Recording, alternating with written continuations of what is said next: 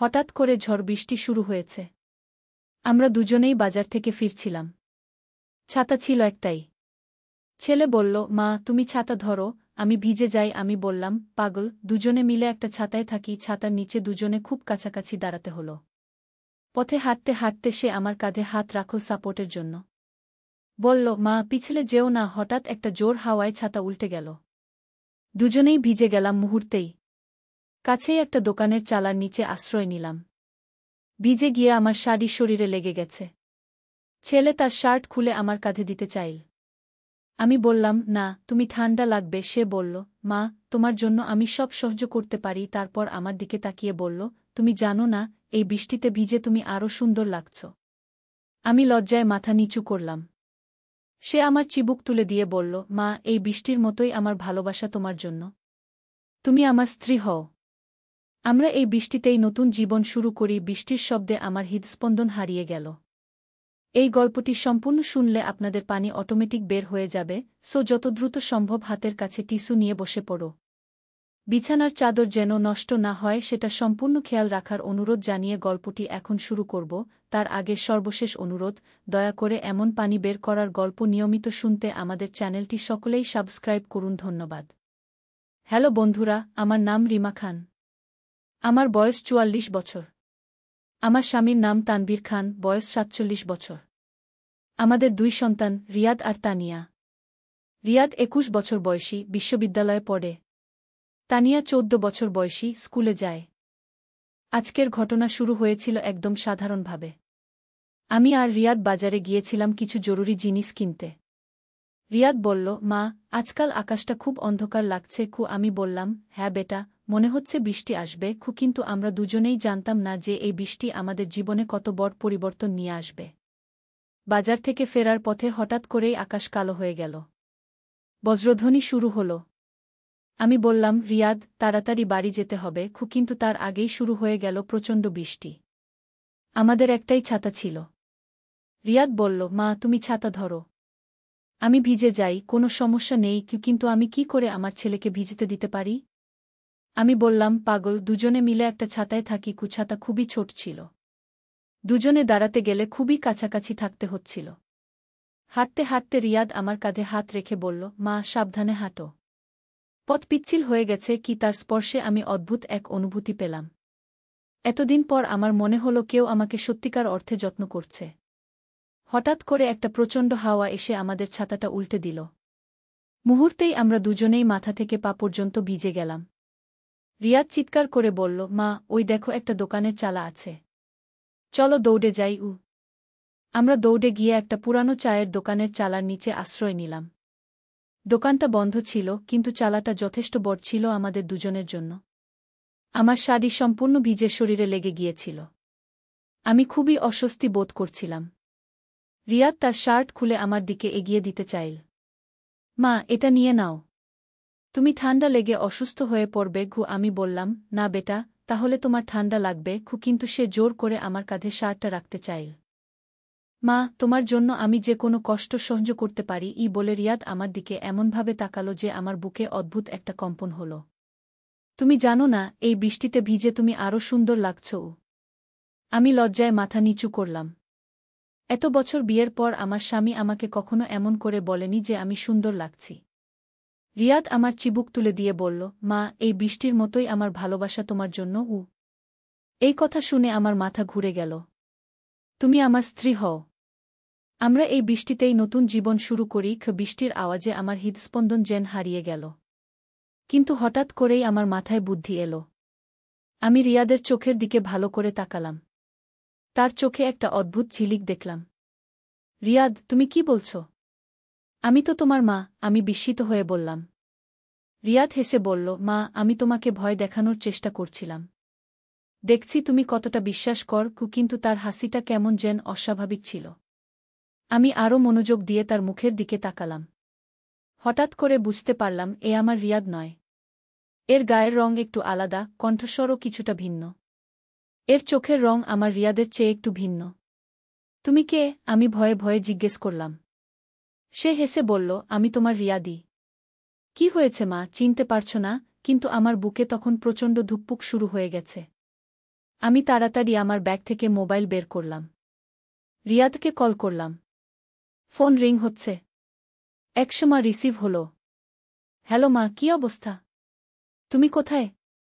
এখানে তো প্রচণ্ড বৃষ্টি হচ্ছে। কি ফোনের ওপার থেকে রিয়াদের গলা শুনে আমার পুরো শরীর কাঁপতে শুরু করল। তুমি কোথায় রিয়াদ? আমি কাঁপা গলা জিজ্ঞেস করলাম। আমি তো বাড়িতে আছি মা। তুমি যে বলেছিলে একা বাজারে যাবে, তোমার সাথে যাওয়ার দরকার নেই, রিয়াদ বলল। আমার মাথা ঝিমঝিম করতে শুরু করল। আমি যার সাথে এতক্ষণ ছিলাম সে কে? আমি কাঁপা হাতে ফোন কেটে দিলাম। আমার পাশে দাঁড়ানো লোকটা তখনও হাসছিল। কি হলো মা? কার সাথে কথা বলছিলে?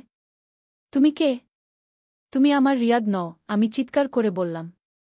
সে তখন তার আসল রূপ প্রকাশ করল। আমি তোমার রিয়াদ না হয়ে কি হয়েছে? আমি তোমাকে খুব ভালোবাসি। চলো আমরা একসাথে নতুন জীবন শুরু করি গি।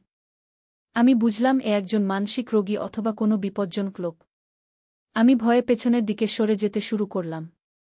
তুমি যেও না। আমি তোমাকে ছাড়তে পারব না ঘি বলে সে আমার হাত ধরতে চাইল। আমি দৌড়ে পালানোর চেষ্টা করলাম। কিন্তু সে আমার পেছনে দৌড়াতে শুরু করল।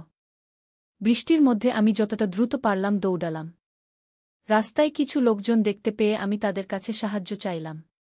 বাঁচান, আমাকে বাঁচান। এই লোকটা আমাকে তাড়া করছে। কয়েকজন লোক এসে সেই লোকটাকে ধরে ফেল। তারা জানাল যে এই লোকটা এলাকার একজন পরিচিত মানসিক রোগী। সে প্রায় বিভিন্ন মহিলাদের অনুসরণ করে। আমি কাঁপতে কাঁপতে বাড়ি পৌঁছালাম। রিয়াদ দরজা খুলে দিল। মা, কি হয়েছে? তুমি এত ভয় পেয়ে গেছ কেন? আমি রিয়াদকে জড়িয়ে ধরে কাঁদতে শুরু করলাম। বেটা, আজকে খুব ভয়ঙ্কর একটা অভিজ্ঞতার মধ্য দিয়ে গেছি। রিয়াদ আমাকে চা খাওয়ালো, কাপড় পাল্টাতে সাহায্য করল। আমি সব ঘটনা বললাম। রিয়াদ বলল, মা, ভাগ্য ভালো যে তুমি বুঝতে পেরেছ। না হলে কি যে হতো। সন্ধ্যায় আমার স্বামী তানভীর অফিস থেকে ফিরে এলে আমি তাকেও সব বললাম। সে বলল, রিমা, তুমি খুবই বুদ্ধিমত্তার কাজ করেছ। এই রকম পরিস্থিতিতে অনেকেই বিভ্রান্ত হয়ে পড়ে গু। পরের দিন আমরা থানা জিডি করলাম। পুলিশ জানাল যে ওই লোকটার বিরুদ্ধে আগেও এই রকম অভিযোগ এসেছে। তারা তাকে চিকিৎসার জন্য হাসপাতালে পাঠানোর ব্যবস্থা করবে। এই ঘটনার পর থেকে আমি বাইরে যাওয়ার সময় খুব সতর্ক থাকি। আমার পরিবারও আমাকে একা কোথাও যেতে দেয় না। কিন্তু আসল রহস্য শুরু হলো তার কয়েকদিন পর। আমি একদিন সকালে বারান্দায় দাঁড়িয়েছিলাম। হঠাৎ দেখি সেই একই লোকটা আমাদের বাড়ির সামনে দিয়ে যাচ্ছে। কিন্তু সে তো হাসপাতালে থাকার কথা। আমি তাড়াতাড়ি ভেতরে গিয়ে রিয়াদকে ডাকলাম। কিন্তু ততক্ষণে সে চলে গেছে। রিয়াদ বলল, মা, তুমি হয়তো ভুল দেখেছ। বা অন্য কেউ হবে গু। কিন্তু আমার মন বলছিল সেই লোকটাই। আমি থানা ফোন করলাম। তারা জানাল যে লোকটা হাসপাতাল থেকে পালিয়ে গেছে। পরের কয়েকদিন আমি অস্থির হয়ে রইলাম। মনে হচ্ছিল কেউ যেন আমাকে লক্ষ্য রাখছে। রাতের বেলা অদ্ভুত অদ্ভুত শব্দ পেতাম। একদিন রাতে আমি বারান্দার দরজার কাছে একটা কাগজ পেলাম। তাতে লেখা ছিল, তুমি আমার। আমি তোমাকে পেয়েই ছাড়ব। কাগজটা দেখে আমার পুরো শরীর কাঁপতে শুরু করল। আমরা পুলিশে খবর দিলাম। তারা আমাদের বাড়ির চারপাশে নিরাপত্তার ব্যবস্থা করল। কিন্তু এরপরও মাঝে মাঝে অদ্ভুত ঘটনা ঘটতে থাকল। একদিন তানিয়া স্কুল থেকে ফিরে বলল, আম্মু, একটা লোক আমাকে জিজ্ঞেস করছিল তোমার কথা। সে বলছিল তোমার সাথে তার পরিচয় আছে গু। এই কথা শুনে আমার মাথায় আকাশ ভেঙে পড়ল। আমি তানিয়াকে বললাম, বেটা, কোনো অপরিচিত লোকের সাথে কথা বলবে না। তাড়াতাড়ি বাড়ি চলে এসো গু। আমরা তানিয়ার স্কুলে গিয়ে শিক্ষকদের সাথে কথা বললাম। তারা প্রতিশ্রুতি দিল যে তানিয়ার উপর বিশেষ নজর রাখবে। কিন্তু আসল চমক অপেক্ষা করছিল আরও পরে। একদিন আমি রিয়াদের রুমে গিয়ে দেখি সে কি যেন লুকিয়ে রাখছে। আমি জিজ্ঞেস করলাম, কি লুকাচ্ছ বেটা? রিয়াদ একটু ইতস্তত করে বলল, মা, আমি তোমাকে একটা কথা বলতে চাই। কিন্তু তুমি রাগ করবে না গে। বল বেটা, কি কথা? আমি বললাম। রিয়াদ তার ড্রয়ার থেকে একটা চিঠি বের করল। মা, কেউ একটা চিঠি আমার নামে পাঠিয়েছে। কিন্তু চিঠিটা তোমার সম্পর্কে গু। আমি চিঠিটা নিয়ে পড়তে শুরু করলাম। চিঠিতে লেখা ছিল, তোমার মা আমাকে ভুলে যেতে পারবে না। আমি তার প্রেমে পড়েছি। তুমি যদি চাও তোমার মায়ের নিরাপত্তা, তাহলে আমার সাথে দেখা করতে হবে গু। চিঠি পড়ে আমার মাথা ঘুরে গেল। রিয়াদ, তুমি এই চিঠি কবে পেয়েছ? গতকাল আম্মু। আমি ভাবছিলাম তোমাকে বলবো কিনা, রিয়াদ বলল। আমি তাড়াতাড়ি তানভীরকে ফোন করলাম। সে অফিস থেকে তাড়াতাড়ি বাড়ি এলো। আমরা চিঠিটা নিয়ে পুলিশের কাছে গেলাম। পুলিশ অফিসার বলল, এই ব্যাপারটা আরও সিরিয়াস হয়ে যাচ্ছে। আপনাদের নিরাপত্তার জন্য আমরা বিশেষ ব্যবস্থা নেব। কিন্তু সেই রাতেই আরও বড় ঘটনা ঘটল। রাত 2টোর দিকে আমি একটা শব্দ শুনে জেগে উঠলাম। মনে হলো কেউ বারান্দায় হাঁটছে। আমি আস্তে আস্তে জানালার কাছে গিয়ে দেখলাম। আমার চোখ ভয়ে বড় হয়ে গেল। সেই একই লোকটা আমাদের বাগানে দাঁড়িয়ে আছে। সে আমার জানালার দিকে তাকিয়ে হাসছে। আমি তাড়াতাড়ি তানভীরকে ডাকলাম। কিন্তু ততক্ষণে সে চলে গেছে। আমরা পুলিশে ফোন করলাম। তারা এসে পুরো এলাকা তল্লাশি করল, কিন্তু কিছু পেল না। পরের দিন আমরা সিদ্ধান্ত নিলাম যে ঢাকায় আমার বোনের বাড়িতে কয়েক দিনের জন্য চলে যাব। হয়তো কিছুদিন পর পরিস্থিতি স্বাভাবিক হয়ে যাবে। আমরা ব্যাগ গুছিয়ে তৈরি হলাম। কিন্তু বের হওয়ার সময় দেখি আমাদের গাড়ির 4টি চাকাই ফুটো করে দেওয়া হয়েছে। এ তো সত্যিই বিপজ্জনক হয়ে যাচ্ছে, কি তানভীর বলল। আমরা রিকশা নিয়ে বাস স্ট্যান্ডে গেলাম। কিন্তু বাসে ওঠার সময় আমার মনে হলো কেউ আমাদের ফলো করছে। আমি পেছনে তাকিয়ে দেখি সেই লোকটা দূরে দাঁড়িয়ে আছে।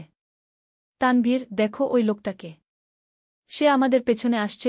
আমি ভয়ে ভয়ে বললাম। তানভীর পেছনে তাকালো। কিন্তু ততক্ষণে সে অদৃশ্য হয়ে গেছে। ঢাকায় পৌঁছে আমরা আমার বোন সুমির বাড়িতে গেলাম। সুমি আমাদের সব কথা শুনে বলল, দিদি, তুমি এখানে যতদিন ইচ্ছা থাকতে পারো। কিন্তু এই সমস্যার একটা স্থায়ী সমাধান করতে হবে। কয়েকদিন ঢাকায় শান্তিতে কাটল। মনে হলো সব কিছু স্বাভাবিক হয়ে গেছে। কিন্তু 1 সপ্তাহ পর সুমি এসে বলল, দিদি, একটা লোক তোমার খোঁজ করছে। সে বলছে সে তোমার ছেলে রিয়াদের বন্ধু। আমার বুকের ভেতরটা কেঁপে উঠল। সে কি রকম দেখতে? আমি জিজ্ঞেস করলাম। মাঝারি উচ্চতা, কালো চুল, চোখে একটা অদ্ভুত ভাব। সুমি বলল, এ তো সেই লোকটাই। আমি চিৎকার করে বললাম। সে কিভাবে জানল আমি এখানে আছি? আমরা তাড়াতাড়ি জানালা দিয়ে বাইরে তাকালাম। সত্যিই সেই লোকটা রাস্তার উপারে দাঁড়িয়ে আমাদের দিকে তাকিয়ে আছে। আমাদের দেখতে পেয়ে সে হাত নেড়ে ইশারা করল। আমাদের এখানে থেকেও যেতে হবে, তানভীর বলল। এই লোকটা সত্যিই বিপজ্জনক। আমরা সুমির বাড়ির পেছনের দরজা দিয়ে বের হয়ে একটা রিকশা নিয়ে অন্য জায়গা চলে গেলাম।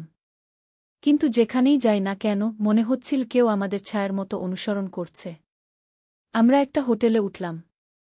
রাতে খাওয়ার সময় হোটেলের ম্যানেজার এসে বলল, আপনাদের জন্য কেউ একটা চিঠি রেখে গেছে। চিঠি খুলে দেখি তাতে লেখা, তুমি যেখানেই পালিয়ে যাও, আমি তোমাকে খুঁজে বের করব।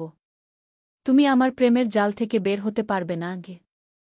এই চিঠি দেখে আমি প্রায় অজ্ঞান হয়ে যাওয়ার উপক্রম হলাম।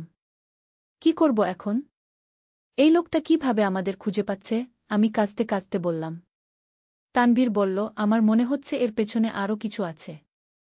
এই লোকটা একা এত কিছু করতে পারে না। পরের দিন সকালে আমরা একটা প্রাইভেট ডিটেকটিভের কাছে গেলাম। তার নাম করিম সাহেব। আমরা সব ঘটনা তাকে খুলে বললাম। করিম সাহেব বলল, এই ধরনের স্টকিং কেস আমি আগেও দেখেছি। কিন্তু এই লোকটা খুবই চতুর। সে নিশ্চয়ই আপনাদের সব গতিবিধি কোনো না কোনো ভাবে জানতে পারছে। আপনি কি সাহায্য করতে পারেন? তানভীর জিজ্ঞেস করল। আমি এই লোকটার ব্যাকগ্রাউন্ড চেক করব। তার আসল পরিচয় কি, কোথায় থাকে, কি করে, এসব জানার চেষ্টা করব, করিম সাহেব বলল। 3 দিন পর করিম সাহেব আমাদের কাছে এসে বলল, আমি কিছু তথ্য পেয়েছি। এই লোকটার নাম মতিউর রহমান। তার বয়স প্রায় 35 বছর। সে আগে একটা গার্মেন্টস ফ্যাক্টরিতে কাজ করত। তারপর আমি আগ্রহ নিয়ে জিজ্ঞেস করলাম। কিছু মাস আগে তার মানসিক সমস্যা দেখা দেয়। সে বিভিন্ন মহিলাদের অনুসরণ করতে শুরু করে। আপনার আগেও সে আরও 2-3 জনকে বিরক্ত করেছে। কিন্তু সে আমাদের খোঁজ কিভাবে পাচ্ছে? তানভীর জিজ্ঞেস করল। করিম সাহেব একটু ইতস্তত করে বলল, এই ব্যাপারেই আসল চমক। সে আপনাদের ফোনে ট্র্যাকিং সফটওয়্যার ঢুকিয়ে দিয়েছে। কি? আমরা 3 জনেই একসাথে চিৎকার করে উঠলাম। হ্যাঁ, আপনার ফোনে একটা স্পাই অ্যাপ ইনস্টল করা আছে। এর মাধ্যমে সে আপনার সব কল, মেসেজ, এমনকি লোকেশনও ট্র্যাক করতে পারছে। আমি আমার ফোনের দিকে তাকিয়ে ভয়ে কাঁপতে শুরু করলাম।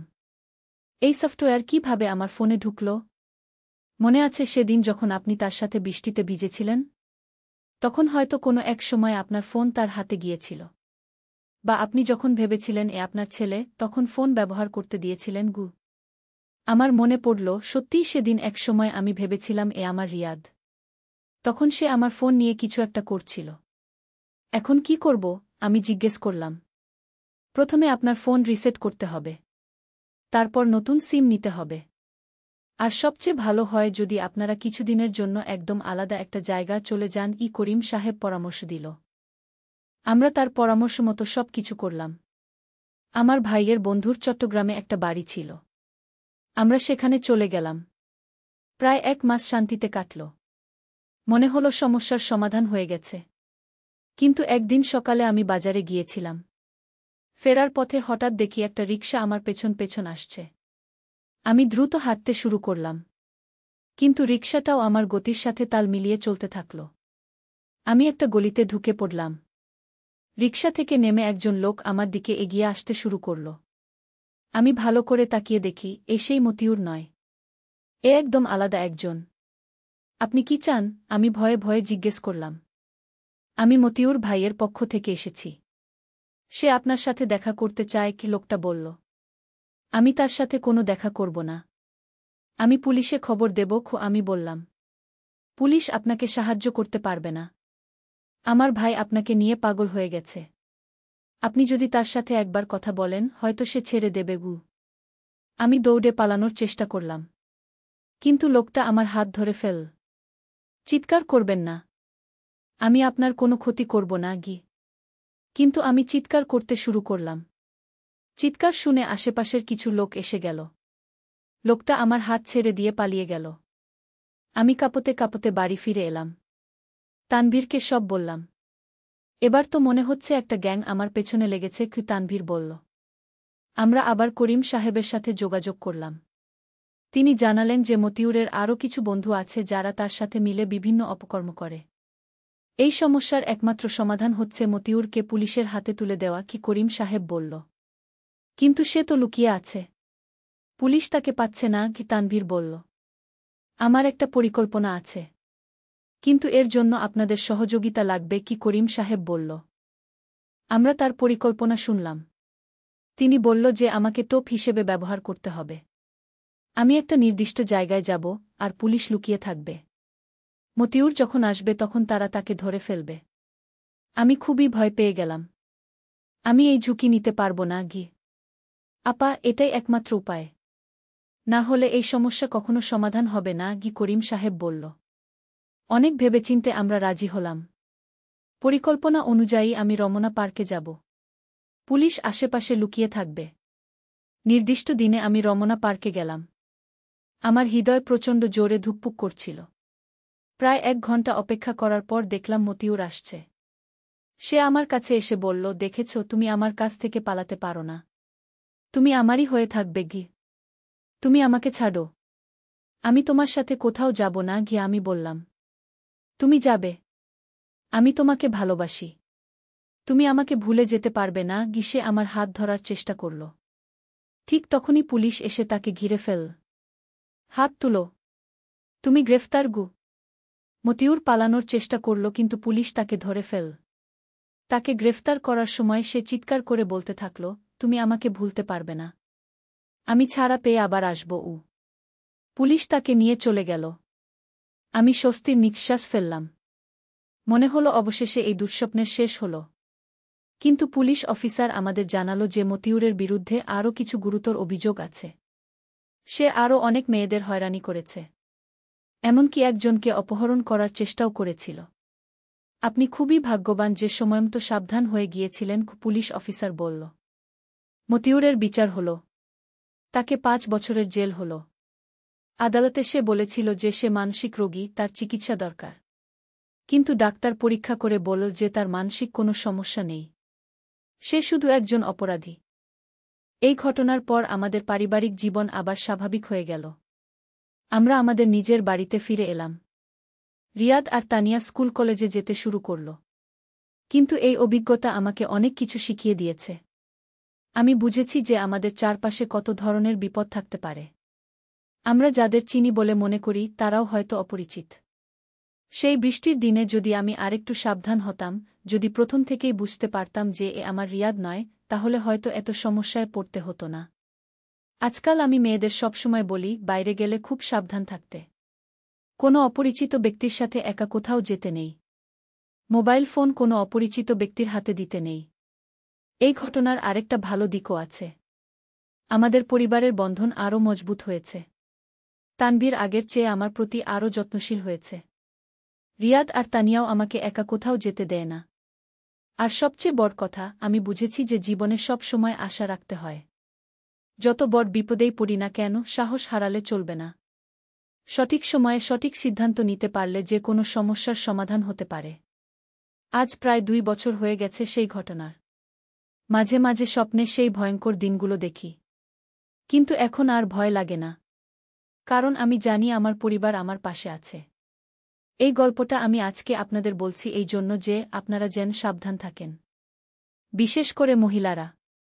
আমাদের সমাজে এই ধরনের অপরাধী অনেক আছে। তারা নানা ছলছুতো আমাদের ফাঁদে ফেলার চেষ্টা করে। আর সবশেষে বলতে চাই, যে কোনো বিপদে পড়লে একা একা সমাধানের চেষ্টা না করে পরিবার আর পুলিশের সাহায্য নিতে হবে। লজ্জা বা ভয়ের কারণে চুপ করে থাকলে সমস্যা আরও বড় হয়ে যেতে পারে। আশা করি আমার এই অভিজ্ঞতা আপনাদের কাজে লাগবে। সবাই সুস্থ থাকবেন, নিরাপদে থাকবেন।